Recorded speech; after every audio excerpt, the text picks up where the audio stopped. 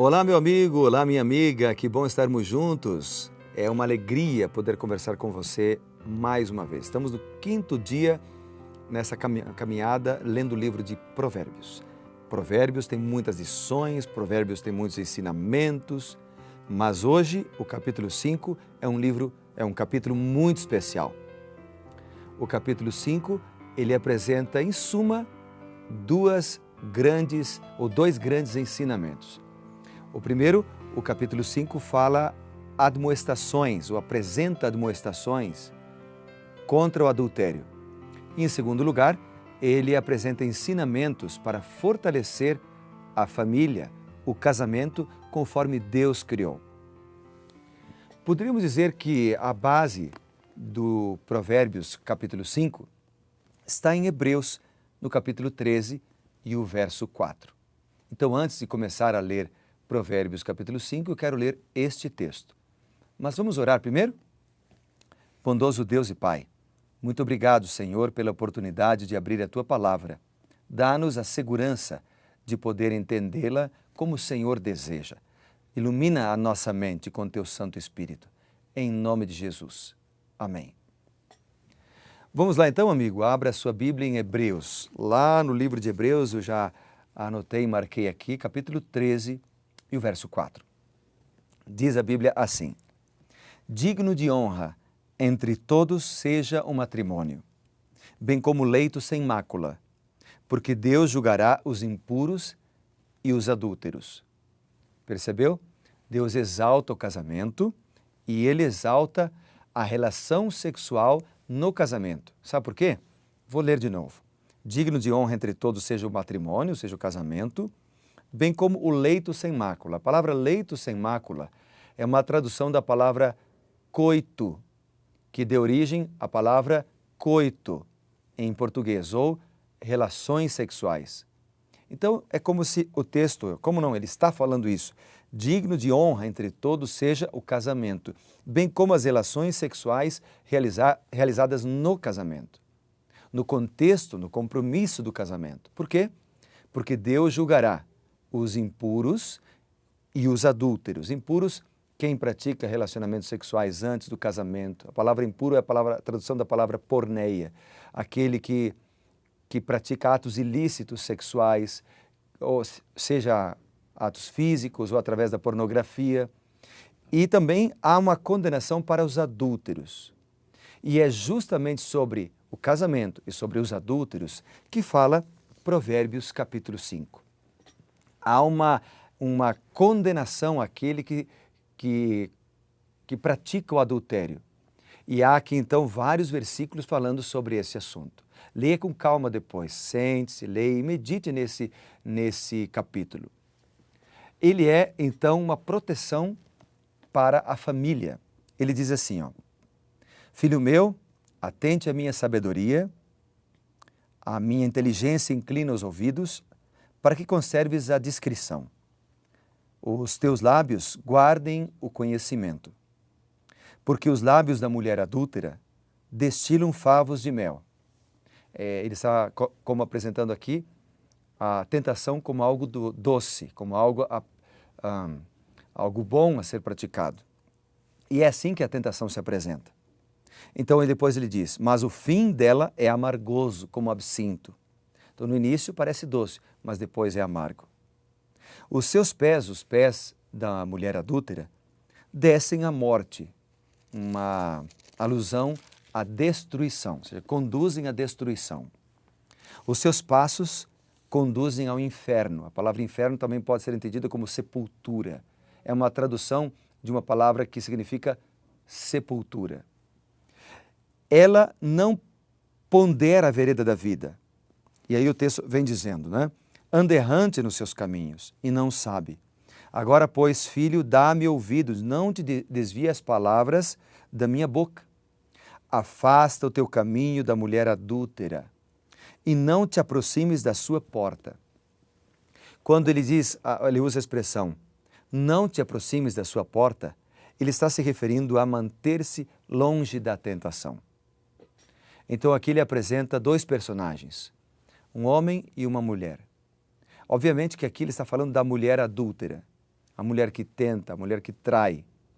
Mas como o livro de Provérbios foi escrito por Salomão, um homem, e está sob a perspectiva de um homem, obviamente que nós podemos entender os princípios também do modo oposto, ou seja, Deus está condenando a mulher adúltera, mas Ele também condena o homem adúltero. O que Ele está condenando em si não é a pessoa, mas o ato do adultério. E depois ele continua dizendo o seguinte: se você não quer então cair em tentação, não se aproxime da tentação, para que não des a outrem a tua honra, nem os teus anos a cruéis.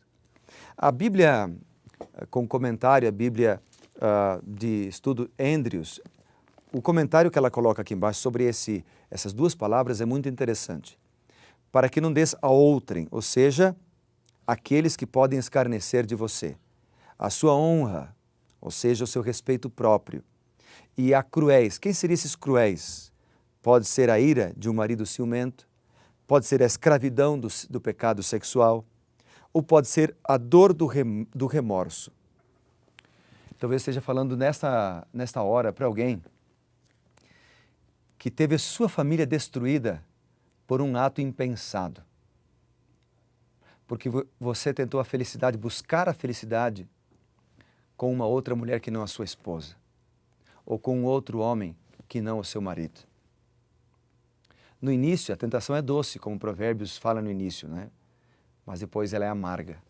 Quanta tragédia, quanta dor, quanto sofrimento por causa de um adultério. Famílias são destruídas, filhos perdem a referência, líderes religiosos perdem o seu ministério, tudo porque se afastaram de Deus e se aproximaram da tentação. A tentação pode ser vencida se eu me agarro nas mãos do Senhor. Provérbios fala muitas vezes em nós não considerarmos a grama do vizinho mais verde, mas de valorizarmos a esposa que Deus nos deu. Veja o que diz o versículo 15. Bebe a água da tua própria cisterna, ou seja, valorize a sua esposa, valorize o seu marido, elogie o seu cônjuge. Dê um presente para o seu cônjuge de vez em quando. Escreva bilhetes elogiando o seu cônjuge de vez em quando. Beba a água da sua própria cisterna. O que o provérbio está dizendo é: cuidado, meu amigo, cuidado, porque a paixão é cega. No versículo 18 ele diz: seja bendito o teu manancial, seja bendito a tua casa, seja bendito o teu lar, seja bendito o teu casamento, alegra-te com a mulher da tua mocidade. E ele usa as seguintes palavras no versículo 19: saciem-te os seus seios em todo o tempo e embriaga-te sempre com as suas carícias. Ou seja, a relação sexual foi criada por Deus para ser uma bênção para um homem e uma mulher dentro de um contexto do casamento. Mas quando um homem olha para fora, acha que a grama do vizinho é mais verde, começa a valorizar a outra pessoa e a desvalorizar a sua companheira, o seu cônjuge, então a semente do adultério, a semente da infidelidade começa a ser plantada dentro do casamento e destrói uma família. Lembre-se que a paixão, ela vem como um fogo devorador, mas logo passa. O amor, no entanto, cresce, vai crescendo aos poucos. Eu gosto muito de uma poesia, um texto escrito por Augusto Cury sobre a diferença entre o amor e a paixão. E eu quero ler para você esse texto porque acho que tem a ver com Provérbios capítulo 5. Está aqui no meu celular. O texto, ele diz o seguinte: vejam só, a paixão é insegura, o amor confia. A paixão controla os passos, o amor incentiva a caminhada. A paixão é ciumenta, mas o amor torce pelo sucesso do outro. A paixão corrige em público e elogia em particular. Mas o amor faz o contrário. O amor elogia em público e corrige em particular. A paixão é agitada, é agressiva. O amor é calmo e protetor. A paixão produz o individualismo, mas o amor é a individualidade. A paixão gravita na própria órbita, mas o amor pensa nos outros. A paixão é instável, o amor é estável mesmo diante das contrariedades. A paixão é ansiosa, o amor é tranquilo. A paixão se amedronta com a tempestade, mas o amor vê na chuva uma oportunidade para lançar as suas raízes. A paixão produz rompimentos traumáticos, mas o amor sempre dá uma nova chance. A paixão cobra muito, mas o amor entrega muito. A paixão aprisiona os apaixonados em torno de si, mas o amor liberta, faz o companheiro enxergar as oportunidades. A paixão faz chantagens, mas o amor não pressiona. Eu queria levar você a meditar nisso, a importância do amor que vem de Deus. Provérbios capítulo 5, ele ainda diz o seguinte: filho meu, veja aqui a ordem, a exortação, né? Filho meu, por que andarias cego pela estranha e abraçarias o peito de outra? Por quê? E aí o Provérbios capítulo 5 termina com algumas lições para a gente.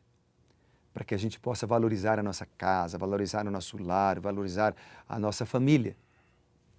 Ele termina dizendo assim: quanto ao perverso, as suas iniquidades o prenderão. Ou seja, ele colhe o que ele plantou. E com as cordas do seu pecado, dos seus próprios atos, das suas decisões, ele será detido. Ele morrerá pela falta de disciplina, pela sua muita loucura, perdido, cambaleia. O que o texto quer dizer? Ele morrerá por desobedecer. Então há dois caminhos. Ou nós somos fiéis a Deus, valorizamos o cônjuge que Deus nos deu, amando, respeitando, elogiando, orando por ele, ou nós começamos a olhar para outras pessoas, outra mulher, outro homem, introduzimos a semente da infidelidade dentro do lar e colhemos as consequências terríveis de um lar destruído, da doença que é instalada, de filhos que são abandonados. Eu quero orar pela tua família, tá bom? Pelo teu casamento hoje. Pelo teu casamento, para que você seja feliz e para que você seja fiel. Vamos orar? Junta suas mãos agora, num símbolo de unidade com o Senhor, e vamos orar. Bondoso Deus, nesse momento eu quero orar de maneira muito especial por todas as famílias, por todos os lares, por todos os casamentos, para que sejam fiéis, para que respeitem, amem e aceitem o cônjuge dado pelo Senhor, para que haja felicidade, compreensão, amor, comunicação, amor mais do que paixão dentro do lar. Eu oro pedindo as tuas bênçãos, a iluminação do teu Santo Espírito, pois oro no nome poderoso de nosso Senhor Jesus Cristo, doador da família e do amor. Amém.